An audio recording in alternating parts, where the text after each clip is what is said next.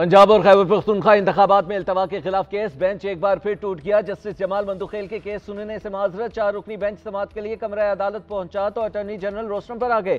Chief justice ने कहा, attorney general साहब, आपसे पहले जस्टिस जमाल मंदुखेल कुछ कहना चाहते हैं।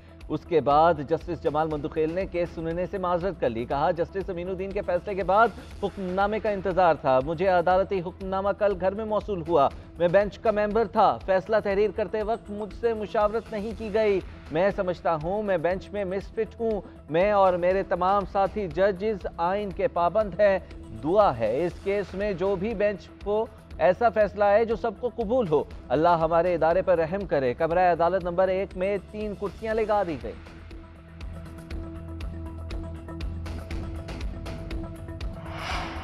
आज की किस्त में एक मुअज़्ज़िज़ जज ने माजरत कर ली है। एक बात साबित हो रही है कि इत्तेमाद का फुकदान है। इस इमारत में हैजानी कैफियत पैदा हो चुकी है। वज़ीर दिफा ख्वाजा आज़िज़ की सुप्रीम कोर्ट के बाहर मीडिया से गुफ्तगू। कहा, लड़ाई झगड़े सियासत के कल्चर का हिस्सा है, अदालती कल्चर का नहीं। पूरी कौम की आइन और इंसाफ के लिए उम्मीदें इसी इदारे से हैं। बेंच पहले दिन से सुकड़ रहा है। हम पहले दिन से ही फुल कोर्ट का मुतालबा कर रहे हैं। अगर इत्तेमाद बहाल रखना है तो फुल कोर्ट बनना चाहिए।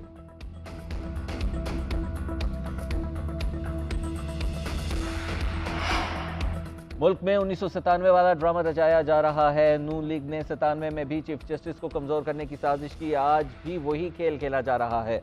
फवाद चौधरी कहते हैं, तारड़ खानदान तब भी आगे था, आज भी फ्रंट पर है। अगर पंजाब और खैबर पख्तूनख्वा में अब इलेक्शन ना हुए तो शायद अगले 10 साल तक मुल्क में इंतखाबात ही ना हो। अली मोहम्मद खान की भी हुकूमत पर तनकीद। कहा, मान लो तुम हार गए, इमरान खान जीत गया, कौन आता है कौन जाता है, इससे अदालतों को कुछ मतलब नहीं होना चाहिए। अदलिया आईनी फैसला करे, हमें अब फैसला करना होगा आने वाली नस्ल को क्या देकर जा रहे हैं।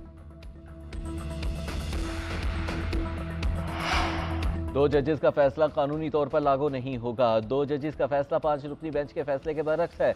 5 रुकनी बेंच करार दे चुका है कि खुद नोटिस का इख्तियार चीफ जस्टिस के पास है।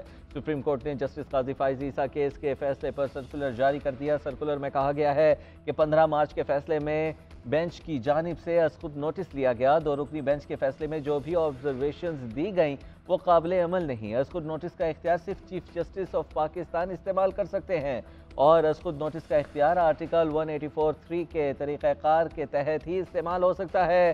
फैसले में दी गई ऑब्जर्वेशन को मुस्तरद किया जाता है।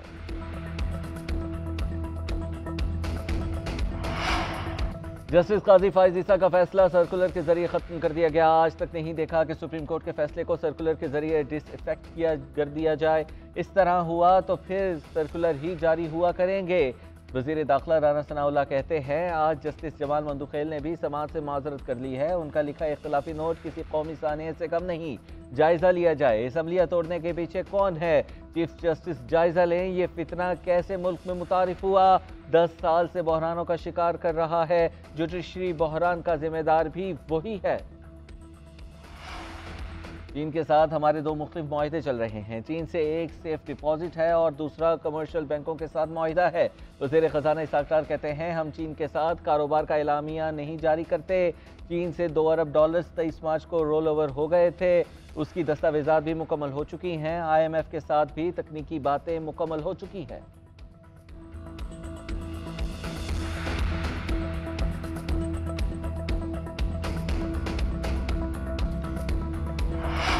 बैरूनी सरमायाकारी, तरसीलात ज़र, बरामदात और रुपए की कदर में कमी। वज़ारत ख़जाना ने माहाना मुआशी आउटलुक रिपोर्ट जारी कर दी।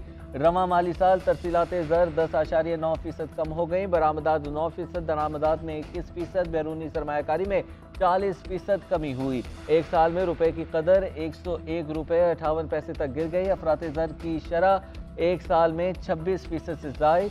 मालियाती खसारा 4% बढ़ गया।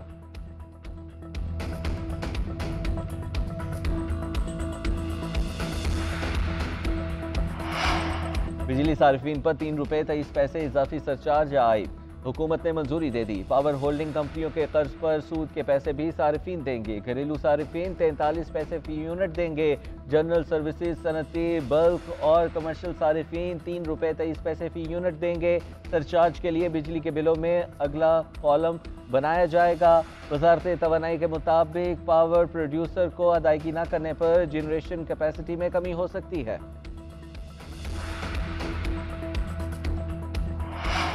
और नहीं चाहता जो मेरे साथ हुआ वो बाबर आजम के साथ हो। कौमी टीम के साबिक कप्तान सरफराज अहमद का बयान। इंटरव्यू में कहा, कप्तान बनने में वक्त लगता है, हमें ये फैसला करना और मानना होगा कि बाबर ही हमारा कप्तान है।